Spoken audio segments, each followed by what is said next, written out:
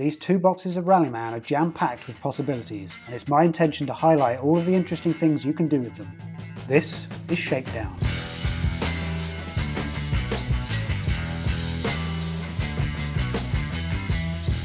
In today's Shakedown, we're going to take Rallyman into new dimensions as we remix a familiar circuit into something new.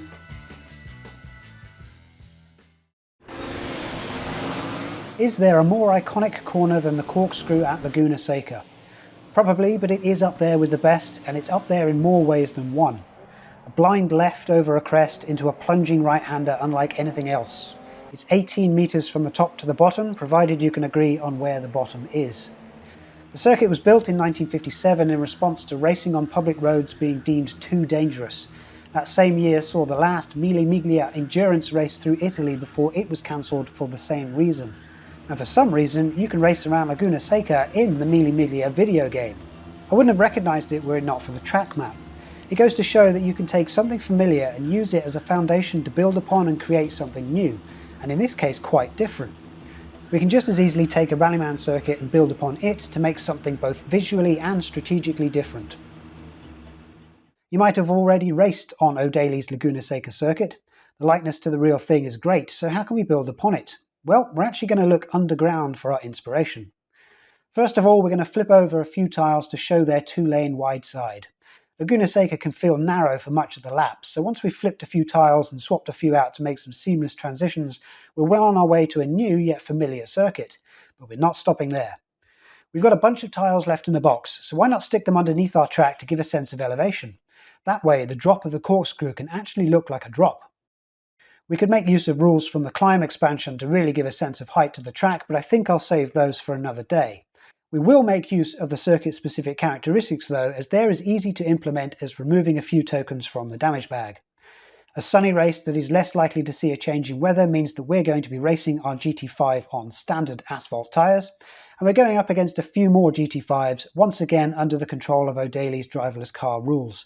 This time we'll be increasing the difficulty to silver, so they're less likely to crash, but we still have an advantage in being able to move more spaces than them during the turn. How will that all balance out? Let's head to the start line and see. Things are looking pretty good from where I'm sat at the top of the corkscrew. Can I get there in first place against three driverless cars? To kick things off is the green car, who wants to move 5 spaces. 1, 2, 3, 4, 5. Puts them on the inside of the kink towards the first corner in 5th gear. Maintains turn order against the rest of us. The yellow car wants to move 4 spaces. 1, 2, 3, 4. Ends on the straight in 5th gear. Top of the crest. The red car has a chance to take turn order from yellow.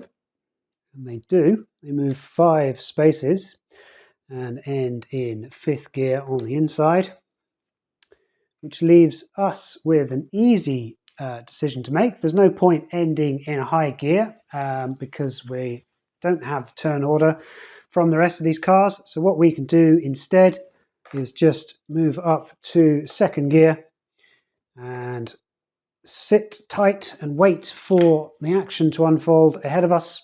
We roll these flat out, then we get a start on our focus pool as well. So the green car into the first corner, 4 spaces of movement, 1, 2, 3, 4. They're going to be on this space in gear 3. Have they left themselves vulnerable? The red car wants to move 5 spaces. 1, 2, 3, 4, 5. They have. They've come up alongside green. They have taken turn order from them. They're also in 3rd gear. The yellow car is going to want to get as close as they can. 1, 2, 3, 4. They're going to clog up the apex. They're going to be in 3rd gear as well, which means we kind of want to be in 3rd gear if we can engineer that. So let's put a gear 3 there and a coast there. And can we get there.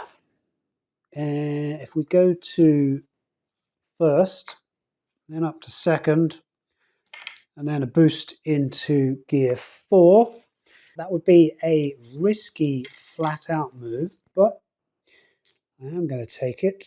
Most of these dice are good for the hazard counts. I've rolled 2 hazards, so I haven't crashed. That will get us 6 focus tokens for future turns. Red has turn order, and we'll move 4 spaces. 1, 2, 3, 4. They're going to end in third gear. Green behind them has a chance to get their lead back. 1, 2, 3, 4, 5 spaces. They do. They are also in third gear. Turn order is with yellow, so they move 5 spaces. 1, 2, 3, 4, 5. They're also in third gear. And as has been a trend, the road is blocked, so we can play things safely instead of dangerously in order to come up alongside them, or rather behind them. We do something like that, and like that. I'm going to keep things nice and simple to generate lots more focus. Another 4 focus as we tuck in behind the yellow car. Into the next round we go. The green car is going to take things away. 5 spaces of movement. 1, 2, 3, 4, 5. They're going to end in 5th gear. Yellow car moves 5 spaces. 1, 2, 3, 4, 5. Outside for the next corner. They're going to end in 4th gear, thanks to that corner tile. Next up is red. Ooh, red has moved only 3 spaces. 1, 2, 3. Are they going to lose control? They are not going to lose control, so they are in 4th gear. They have left a route through for us.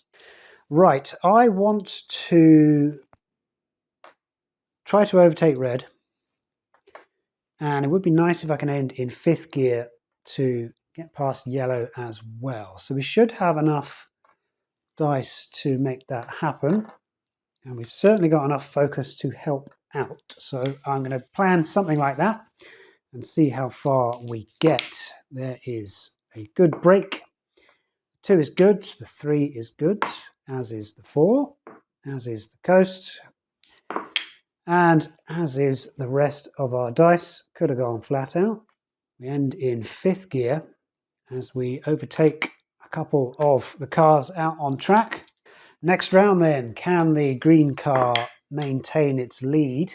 It only moves 4 spaces again as it starts the climb up towards the top half of the track, ends there in 5th gear, which is a problem for us. There's no way of getting out of that corner and coming alongside it, so we are probably going to be parking on the corner. That's not going to do too good for us. Gives us the opportunity to slow down towards it though. So if we do something like that, we're going to keep it simple and take the apex. Going to roll those flat out. It looks pretty safe. Hazard on the 3, but that is fine. We're going to put ourselves there in 2nd gear. It gets us 4 focus. So next up is the yellow car. They are going to move 5 spaces. 1, 2, 3, 4, 5. So they do end in 2nd gear. We have at least stopped them from overtaking us. And then the red car at the back also moves 5 spaces. 1, 2, 3, 4, 5. They are also in gear 2. New round, and the green car looks to cement its lead. It knows how to roll for 5 spaces of movement this time. It ends here in 3rd gear. So we have an opportunity to set up an overtake. We're in 2nd gear, so we might as well start in 1st and climb our way up through the gears. We, however, need to think about this a little bit more because of the way the green car has parked itself. There is a sharp corner here, so we have a speed limit of 2 on the inside lane. If we end before the corner in gear 4, we might have an opportunity to overtake. However, we're going to have to work out whether the yellow car can block us or at least make things difficult. I think if they roll their maximum, they can only end in gear 3. So I think this is probably the best move that we could do, keeping the speed limits in mind. I'm going to roll these flat out. 2 hazards, so I should really think about that next time. But we haven't crashed. We've ended there in 4th gear, hopefully setting ourselves up for a future turn. The yellow car is going to move the 5 spaces that we thought it might. Going to end in 3rd gear on the inside. And the red car is hopefully too far back to cause us any problems. It's only going to move 4 spaces. 1, 2, 3, 4. They, however, end in 5th. Let's hope that they can smoothly navigate the cars in front of them, because it includes us. So next round, the red car is going first. They move 5 spaces. 1, 2, 3, 4, 5. They're going to end in 4th gear. Then we are going to move. We therefore need to be in 4th gear to overtake the red car.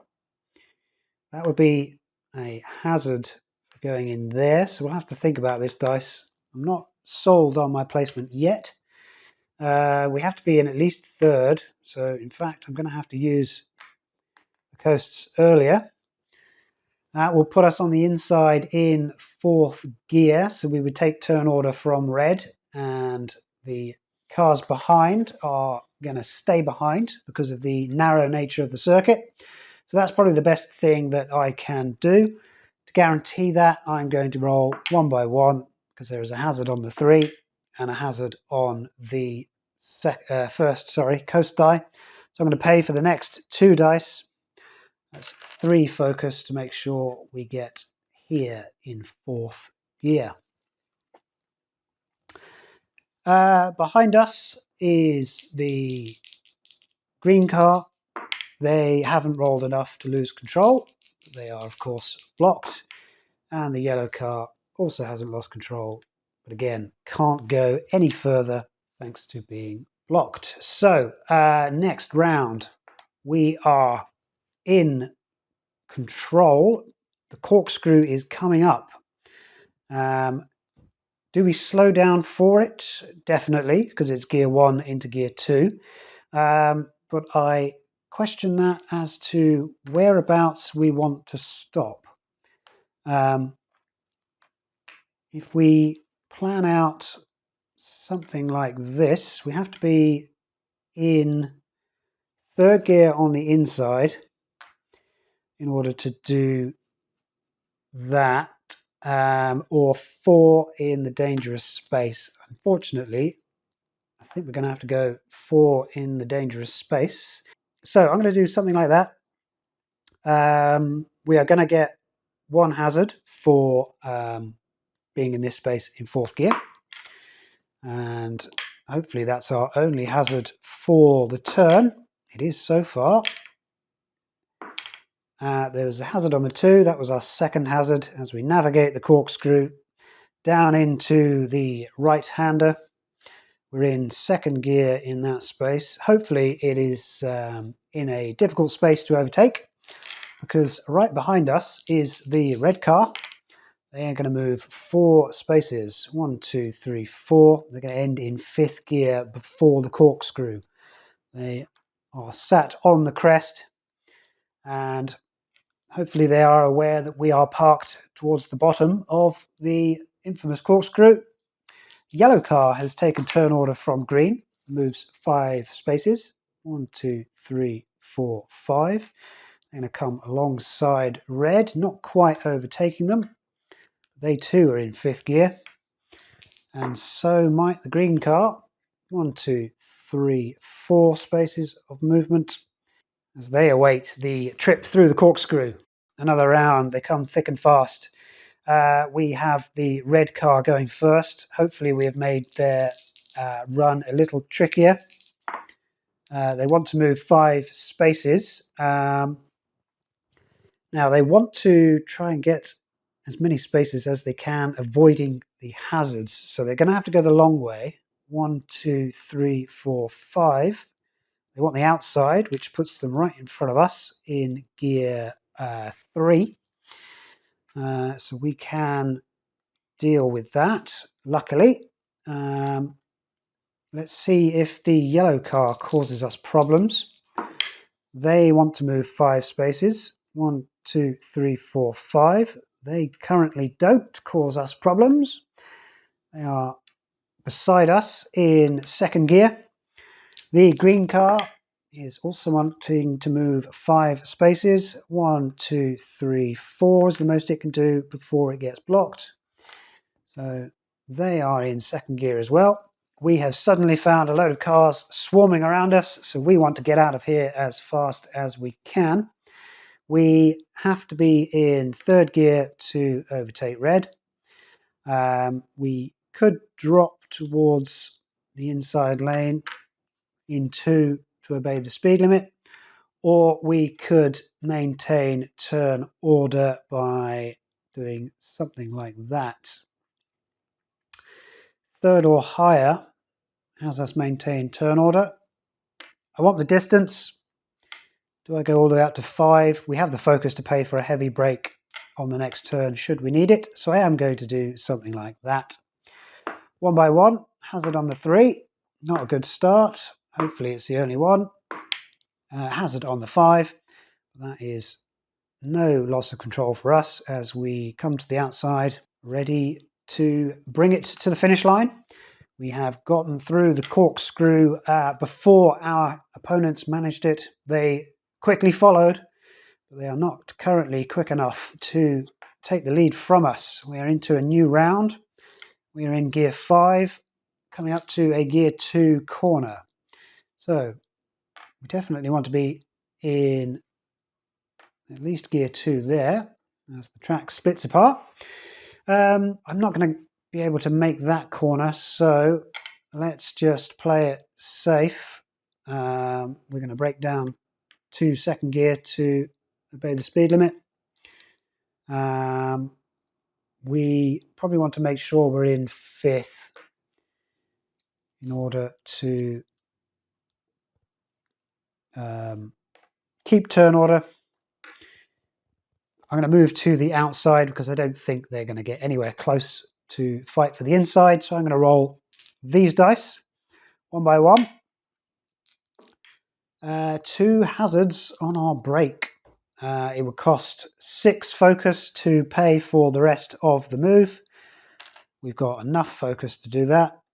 I'm certainly going to make sure that we don't crash. So close to the finish line as we finish our turn in 5th gear once more. And behind us is the red car, moving 5 spaces. 1, 2, 3, 4, 5. They're going to end in second gear. They have perhaps given up the overtake. They may be playing for second against the yellow car. 1, 2, 3, 4, 5, who is coming up behind them, also in second gear. And finally, the green car Again, moving 5 spaces, 1, 2, 3, 4, 5, and coming up into second gear. The end is in sight. We need to break down to second gear. So a couple of brake dice will get us there. It would be nice if we could get through the final hairpin as well, and then we can boost out in third gear and come to within 1 space of a finish. I'm going to roll those one by one to see how far we get. 2 hazards on our brake. We're not doing very well on the brakes today. I'm going to roll these and hope for the best. We still only have 2 hazards. We probably have enough focus to pay for things though. That was the boost 3. That was the 4. And then 1, 2, 3, 4. Have I got that right? 1, 6, 7, 8, 9, 10 total. Yep. For the 5th dice, as we come within inches of taking the victory at Laguna Seca. Let's see how far the red gets. 1, 2, 3, 4, 5. They want the outside. They're in gear 5. So it was a good job we got to 5th gear to maintain turn order. The yellow car behind moves 4 spaces. 1, 2, 3, 4. They're going to stay in second. Green car moves 5 spaces. 1, 2, 3, 4, 5. Takes turn order from yellow. They're also in second gear. And then as we finish up with a coast over the finish line to win at Laguna Seca, we can check to see if the red car came anywhere close. 1, 2, 3, 4, 5. It would have matched us. And that was a look at a 3D Laguna Seca. You could do this with any track. You could do this in a way that makes sense or in a way that looks ridiculous on your table. It is completely up to you. I encourage you to check it out though.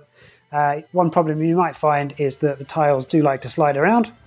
So maybe a blob of blue tack here and there might settle things down. If not, you can perhaps go towards the 3D printing side of things to make some ingenious contraptions that I can't imagine, but I'm sure you can. Whatever you do, have fun, and I'll catch you next time.